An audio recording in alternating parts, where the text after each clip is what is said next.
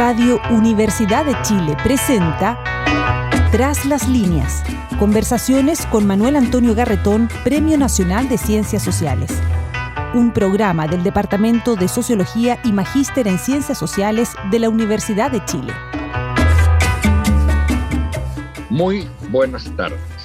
Bienvenidas y bienvenidos a Tras las líneas, el programa semanal del programa del Magíster en Sociología de la Modernización y el Departamento de Sociología de la Facultad de Ciencias Sociales de la Universidad de Chile. Estamos todos los martes para conversar sobre los distintos fenómenos que nos ocurren como sociedad desde la perspectiva particular de las ciencias sociales de las distintas disciplinas. Vivimos y seguiremos viviendo muy probablemente en una sociedad que muchos han llamado, bueno, algunos le han dado el nombre de sociedad líquida, etcétera, pero digamos que si uno quiere buscar un nombre que reemplace lo que fue la sociedad industrial que emerge en los siglos XVIII y XIX, se consolida tanto en los 20, la sociedad industrial, el Estado Nacional, hoy día estamos en lo que se llama la sociedad de la comunicación.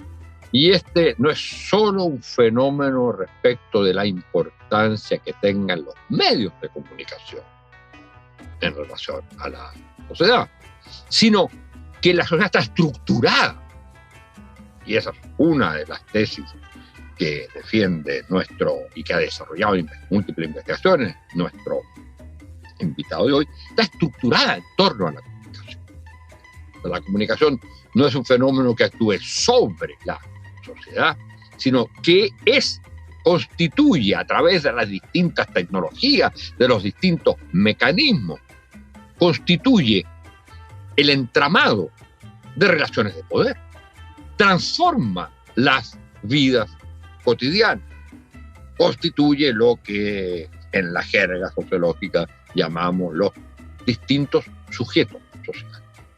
Para hablar de esto, hemos invitado a un investigador muy importante, no solo de nuestra universidad, sino del país, en esta materia, en los temas fundamentalmente de la comunicación, pero no tanto en los aparatos de comunicación en sí mismos, o en la estructura de la propiedad de los medios de comunicación, que son temas que se tocan, que son muy importantes, sino más bien en este aspecto transformador de los sujetos sociales, de los modos de vida, de la cotidianeidad que tiene la comunicación y las nuevas tecnologías. Se trata de Bernardo Amigo, un periodista de origen, licenciado en Comunicación Social de la Universidad de Chile, actualmente profesor titular del Departamento de Sociología, somos colega, coordina un laboratorio de cultura mediática del Departamento de Sociología y es investigador asociado de un laboratorio francés del CNRS en materia de comunicaciones. Ha sido presidente de la Comisión de Evaluación Académica de la Facultad de Ciencias Sociales y su formación es de doctor en Ciencias Sociales de la Universidad Católica de Lovaina, que es uno de los lugares, digamos, referenciales de la formación en posgrado en Europa para los chilenos. Ha sido Bélgica y Francia, pero también, por supuesto, Inglaterra y en parte también Alemania. También tiene máster en comunicación de la misma universidad y su especialización es precisamente en sociología de la comunicación, como decíamos, en el estudio de esta relación entre el fenómeno de comunicación y la transformación social y la constitución de sujetos. Y tiene estudios muy variados, una larga serie de estudios, por ejemplo, sobre ya televisión misma, sobre telenovelas. En el último tiempo ha derivado en otra cosa que es a partir de lo que han sido todos los grafitis, las exposiciones gráficas del estallido, el significado que eso tiene como forma precisamente de comunicación. Entonces, nos interesa primero partir de esta afirmación que señalaban algunas investigaciones, los escritos. Por un lado, el que la televisión sigue siendo, pese a todas las transformaciones tecnológicas, a la importancia de las redes sociales, etcétera, el paradigma como fundamental que organiza las otras formas de comunicación, al menos, uno diría, en materia de información, pero también en las otras dimensiones. Entonces, esta relación entre la televisión y los otros medios, lo que nos significan los otros medios, en este entramado que nos constituye como sociedad, es nuestro punto de partida para esta conversación con Bernardo. Amigo, muchas gracias por estar con nosotros. Muchas gracias a ti, Manuel Antonio. Muchas gracias también a la coordinación del Magíster en Ciencias Sociales. Bueno, efectivamente, mi postura, pero no solo la mía, digamos, los datos más bien indican, por una parte, que la televisión, no obstante haber entrado en una crisis importante de financiamiento, pero eso fundamentalmente por el carácter, ¿no?, que tiene la estructura de financiamiento justamente a través de la publicidad, a través del mercado, digamos, ¿no? Si bien existe esa crisis, lo que no ha cambiado fundamentalmente es el rol de la televisión como medio central, ¿no es cierto?, articulador del sistema mediático en Chile. Y los datos indican, por ejemplo, que si bien se ha diversificado, ¿no?, el consumo de medios, ¿no?, con las nuevas plataformas, además, como Netflix, Disney, etcétera, o la existencia de las redes sociales, o el TV cable, ¿no? Los datos indican que, por ejemplo, lo que más se ve en televisión, en el TV cable, es la televisión abierta. Primera cosa, ¿no? El rating es decir, lo que más vemos los chilenos en el TV cable, al final, ¿no?, es la televisión abierta. Y lo otro interesante es que... Pero también se ve mucha televisión abierta sin cable. Sí, también, lógico. Por lo tanto, si se suma ambas, ¿no es cierto? Sí, hoy día los ratings... Te da la razón en lo que tú estás diciendo. Claro, los ratings, no, si bien son segmentados, ¿no es cierto?, entre una y otra, al final los ratings totales indican que lo que más se ve es la televisión abierta, ¿no? O sea, ya sean medidos en la televisión de pago, ya sean medidos en los canales abiertos. Lo otro es que, lejos de producirse aquello que al principio suponíamos, ¿no es cierto?, a principios de los 2000, ¿no?, que iba a haber un desplazamiento de la televisión por las redes sociales o por las nuevas tecnologías en general, ¿no? Lo que ha ocurrido es que aquellos telespectadores, ¿no?, o sea, aquellos sujetos que consumen televisión se han transformado de unos monoconsumidores, por decirlo de alguna manera, ¿no?, especializados en televisión, ¿no es cierto?, a unos multiconsumidores o multiusuarios más bien, ¿no?, de diferentes medios. Entonces es común ver que mientras se ve la televisión, que no es exigente como el cine, ¿no es cierto?, de tener una atención única y preferente, sino que permite el desarrollo de las actividades cotidianas en el hogar, ¿no? Las noticias permite que uno escuche y vea, ¿no? La telenovela permite saltarse capítulos y igual uno sabe de qué se trata, etc. Si bien existe una pequeña porción de desplazamiento, lo que hay es que los sujetos, mientras ven la televisión, también ocupan redes sociales. Y un tercer elemento quizás que resulta interesante es que la televisión, tanto por la crisis económica, pero sobre todo por las transformaciones tecnológicas y por las transformaciones en la audiencia y en los usuarios, ¿no es cierto?, ha tenido que transformarse también. Es decir, la televisión hoy día cada vez es más convergente hacia sistemas que incorporan las redes sociales, a sistemas que incorporan una cierta interactividad con los telespectadores, es decir, con los sujetos, y de ese modo, ¿no es cierto?, también se ha instalado tecnológicamente como una entidad, ¿no?, coordinadora. Y otro elemento quizás que también es importante, y tú hacías referencia, y que tiene que ver con la información, es que la mayor parte de la información que circula en los medios, en las redes sociales, proviene de los medios tradicionales. Si bien las noticias se leen mayoritariamente en Facebook y en Instagram, esas noticias que leemos en Facebook y en Instagram son mayoritariamente producidas por los medios de comunicación tradicionales.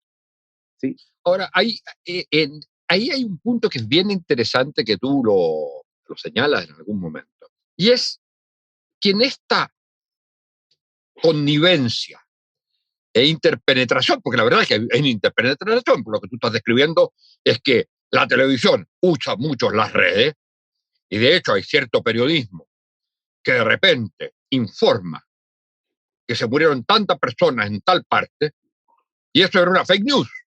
Y por supuesto que los periodistas que están acostumbrados a pedirle autocrítica a todo el mundo, no hacen ellos la autocrítica de que dieron una noticia falsa, sino que simplemente transmiten la nueva noticia real de lo que ha ocurrido. Pero en esta interpenetración que hay también un aspecto, y eso no estoy seguro, por eso lo pregunto, hay un aspecto interesante que si la televisión fuera todo lo buena que quisiéramos, y con este modelo de televisión en Chile no lo es, la televisión juega un factor correctivo. Es una cosa que yo no había pensado hasta leer las cosas que tú me das. Juega un factor correctivo en el rol que juegan las telefonías móviles, las redes informativas, etc. Porque lo que tú decías, todo el sistema tecnológico nuevo lo que ha significado es una gran ampliación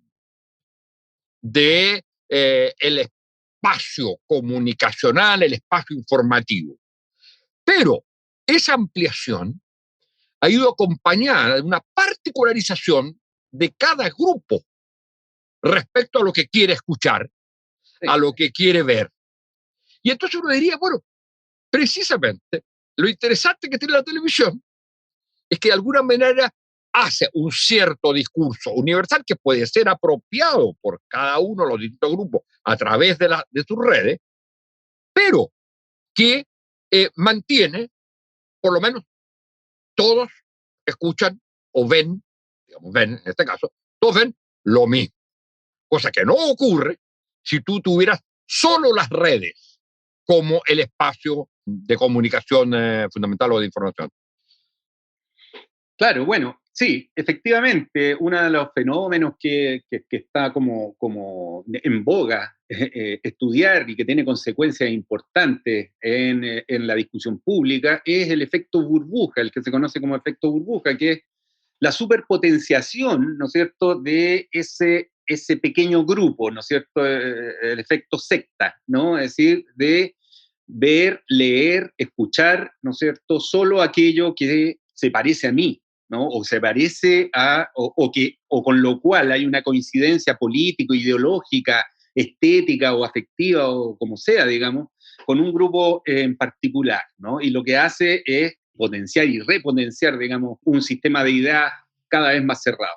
Efectivamente, la televisión, y digamos más que la televisión, también algunos otros medios, ¿no es cierto?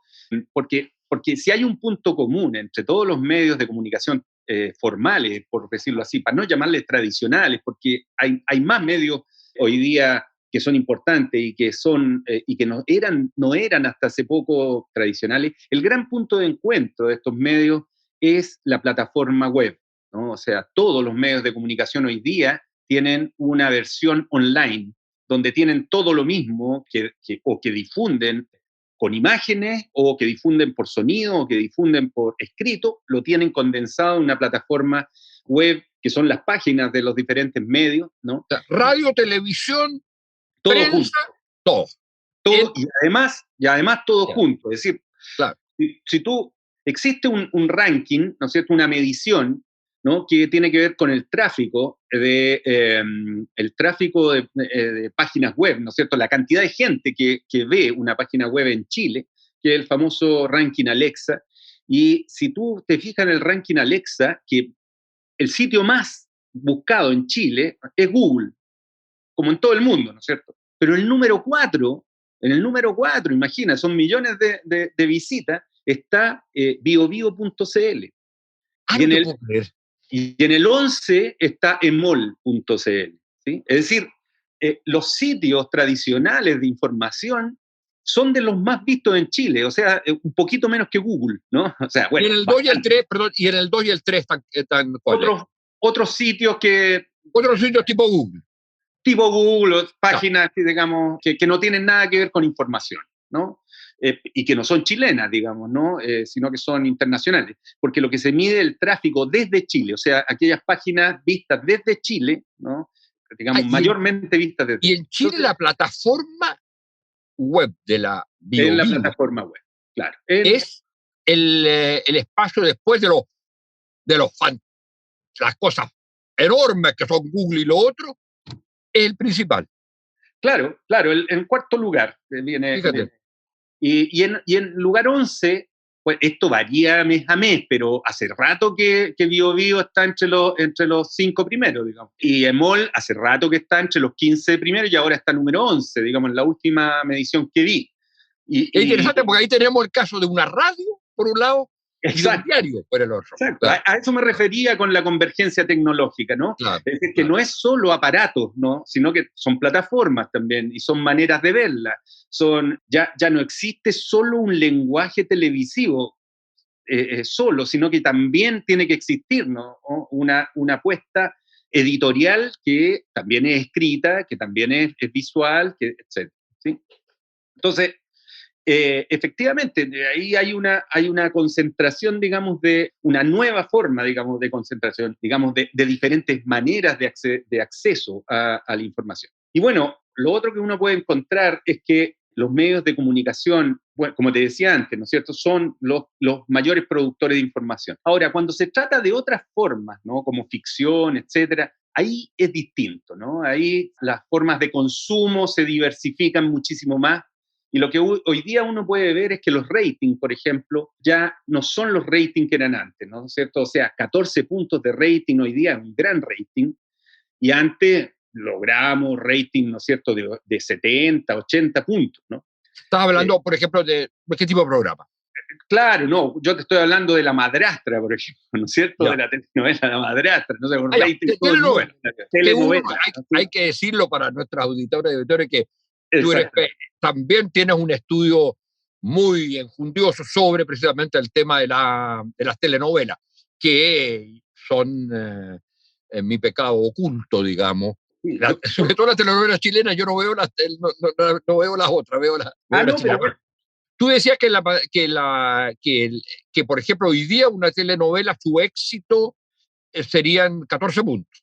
Claro, y ya las telenovelas no tienen esos 14 puntos, casi ninguna, digamos, porque además por la crisis lo que ha sucedido es que se han cerrado las áreas dramáticas de la mayoría de los canales, pero en fin, ahora está mucho más diversificada y es el problema de financiamiento que tienen, ¿no es cierto? Pero una característica interesante de por qué seguimos viendo la televisión abierta, y tú lo mencionabas también, o sea, que es como un correlato, digamos, a lo que tú mencionabas, tiene que ver con la cuestión de la identidad, ¿no es cierto? Es decir, en la televisión chilena vemos gente que habla como nosotros, ¿no es cierto?, cuyos canales, digamos, están, como decías tú, están orientados a públicos mayores, aunque no completamente, ¿no es cierto? Es decir, si uno sigue viendo el rating, el ABC1 ve más el canal 13, ¿no es cierto?, y el C3D ve mucho más el Megavisión, pero igual se ven, ¿no es cierto?, de manera cruzada. Y es que lo que se busca, ¿no?, lo que no encontramos en la televisión por cable, por ejemplo, o en otras ficciones, me refiero a las plataformas como Netflix, etcétera, es aquello más identitario, ¿no?, aquello que permite una mayor identificación. Cuando nosotros hemos preguntado justamente sobre ese fenómeno, nos plantean justamente eso, es decir, que claro, es interesante mirar, ver otras cosas en la televisión, pero que al final, ¿no?, es verse uno mismo, ¿no?, estarse viendo uno mismo, estarse encontrando con aquellas cosas comunes. Bueno, la televisión, digamos, abierta, quizás uno de los problemas es que, salvo en la cosa del lenguaje, todo lo demás está bien, telenovelas, pero cuando uno piensa en la cuestión informativa, quizás es demasiado mostrar solo lo que está pasando en las vidas cotidianas y dar poca instancia. La crítica se le podía haber hecho antes. Antes se le hacía la crítica precisamente que la televisión no mostraba la sociedad. Hoy día muestra parcelas de sociedad permanentemente, en la cual cada uno que quiere salir o que quiere verse se va a encontrar, pero uno dice, ¿y dónde está como la visión de conjunto, la visión de país? El país pareciera estallado en múltiples de distintos mundos. Y eso hoy día ha mejorado un poco en la medida que la televisión pública, a la televisión en general, le ha dado importancia a los debates políticos, pero durante, digamos, estará 3, 4 años, no había programas, por ejemplo, de debate nacional. Oye, no, pero no hasta hace tanto. Mira, hay una ruptura sin duda que tiene que ver con octubre, digamos, del 2019, pero nosotros tenemos una investigación larga, digamos, comparada con colegas franceses del Laboratorio de Comunicación y Política del CNRS de Francia, que hemos hecho un seguimiento a las campañas televisivas, a las campañas presidenciales televisivas, ¿no? Por ejemplo, las franjas. Pero también, no solo las franjas, digamos, y esto a varios procesos eleccionarios, ¿no? Ahora vamos a enfrentarnos a otros. Pero en el último, en el 2017, hicimos un levantamiento de la cantidad de tiempo otorgado a las noticias de las elecciones, a las noticias políticas, pero electorales fundamentalmente, es decir, candidatos, candidatas y cuestiones, digamos, relativas a las elecciones en el 2017, y del total de minutos, de segundos otorgados por el conjunto de los 4 canales principales, era de un 4% de las noticias, del tiempo total del noticiario, era en plena campaña, era dado a los candidatos y candidatas. Oye, ¿no tienes hoy día datos, por ejemplo, de qué porcentaje se está dando a los temas constituyentes? Sí, vamos a levantar, porque estamos en una investigación justamente sobre pluralismo, más localizada, digamos, que tiene que ver más bien con el acceso de determinados sectores, fundamentalmente sectores populares, digamos, a la diversidad informativa.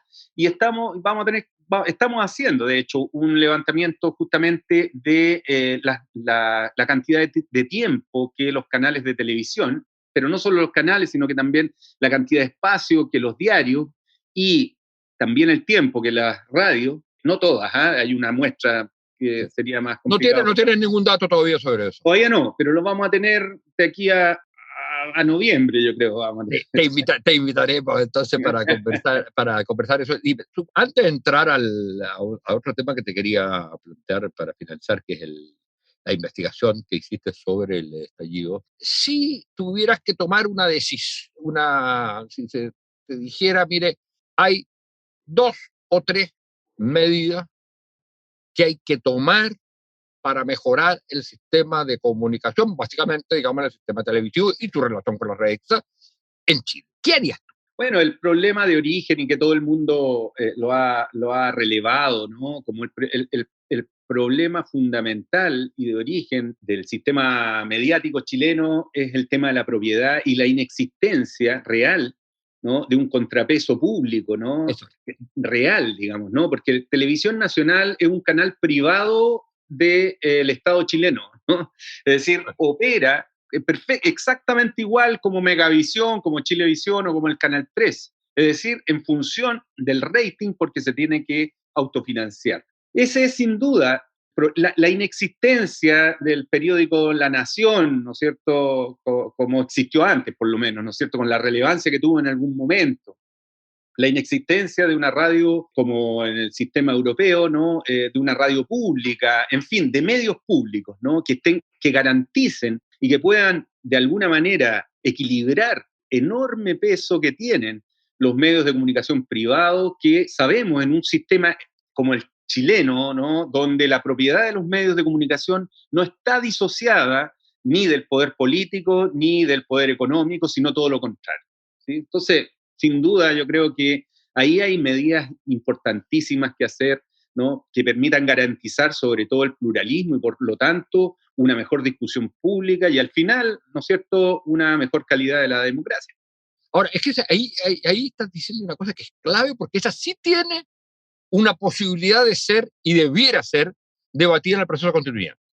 Porque si bien uno de los grandes temas que se va a discutir, espero, sea la educación pública y el rol predominante que debe tener la educación pública, lo que no significa control del Estado en cada uno de los cursos de la calle y toda esa jerga, digamos, esa monserga que se usa para criticar, digamos, el rol y el papel del Estado, que siempre ha sido el rol, la educación es una función de la sociedad y por lo tanto es una función del Estado. Y eso le da un carácter, a mi juicio, a la educación pública, un carácter predominante. Pero uno dice también, a estas alturas de la vida y de la sociedad, de lo que estamos viviendo, un sistema de comunicación pública debiera ser una cuestión garantizada, porque es el que garantiza de alguna... El Estado tiene que ser garante, no solo de una educación de calidad, sino que ser garante de una comunicación veraz. Y eso entonces es un punto, yo creo, fundamental a discutir. Bueno, para terminar, cuéntanos algo de la investigación que hicieron ustedes, una enorme investigación sobre todos los aspectos gráficos del estallido. ¿Y qué nos dice eso? Si es que nos dice algo, porque es otro tema, de los sistemas de comunicación. Bueno, sí, esa investigación nació en el seno de un curso de pregrado, ¿no? En la idea de que, bueno... De la misma carrera en la cual somos profesores los dos. Exactamente, de la carrera de sociología, que hubo que enfrentar la realidad, ¿no? Es decir, se estaba produciendo algo el 18 de octubre que superaba muchísimo aquello que nos habíamos propuesto en un ramo que hago yo, que es el taller de análisis de comunicación y medios. Íbamos a analizar, ¿no es cierto?, algo en particular, ya no recuerdo exactamente qué, pero la contingencia nos superó y lo que propuse yo es, bueno, salgamos y analicemos lo que la gente está diciendo, analicemos los carteles, analicemos las marchas. En principio, bueno, y lo hicimos un poco, hicimos algunas etnografías de las marchas mismas, ¿no es cierto?, que fue bien interesante. Pero me di cuenta en ese momento que podía ser también muy interesante y de alguna manera fácil, ¿no es cierto?, rápido, para tener resultados rápidos, hacer un levantamiento censal de todo el perímetro alrededor de Plaza Dignidad, de alrededor de unos 2,5 a 3 kilómetros, digamos, de calles, paredes, digamos, ¿no?, fundamentalmente. Y lo hicimos, ¿no es cierto?, alrededor de 6.000 y tantos rayados, entre rayados, qué sé yo, afiches, etc. Y bueno, los resultados indican fundamentalmente como interesante que hay mucha rabia, ¿no? Lo que más se veía era el insulto, ¿no?, a la construcción de un enemigo en particular, muy parecido a lo que pasaba en la primera línea, ¿no es cierto? Por eso la denominamos como la primera línea simbólica, ¿no? Es decir, un enemigo particular que era el carabinero, en realidad el Paco. Miles, digamos, de insultos, ¿no?, de todas las índoles, etcétera, ¿no? Lo que ahí había una suerte de desahogo, ¿no es cierto?, de muchísimo más que, por ejemplo, demandas sociales, muchísimo más que reivindicaciones específicas, ¿no? Lo que había y lo que hay fundamentalmente es esa canalización, ¿no es cierto?, del insulto, de la rabia, etcétera. Y eso es muy importante porque, de hecho, el tema constituyente no estaba en esas demandas. No, el tema constituyente, guste o no guste, lo puso el mundo político y fue la gran salida. Aunque, por supuesto, no calmó la rabia porque es otro canal, era otra dimensión. Bueno, Fernando, desgraciadamente vamos a tener que terminar. 1.000.000 de gracias por tu presencia aquí, porque me ha parecido un programa súper entretenido e interesante, hablando de algo que nos invade todos los días, que es el sistema, las formas de comunicación que hoy día tiene nuestra sociedad. Muchas gracias y felicitaciones por la investigación académica. Gracias a ustedes, muchas gracias. Radio Universidad de Chile presentó Tras las líneas. Conversaciones con Manuel Antonio Garretón, Premio Nacional de Ciencias Sociales. Un programa del Departamento de Sociología y Magíster en Ciencias Sociales de la Universidad de Chile.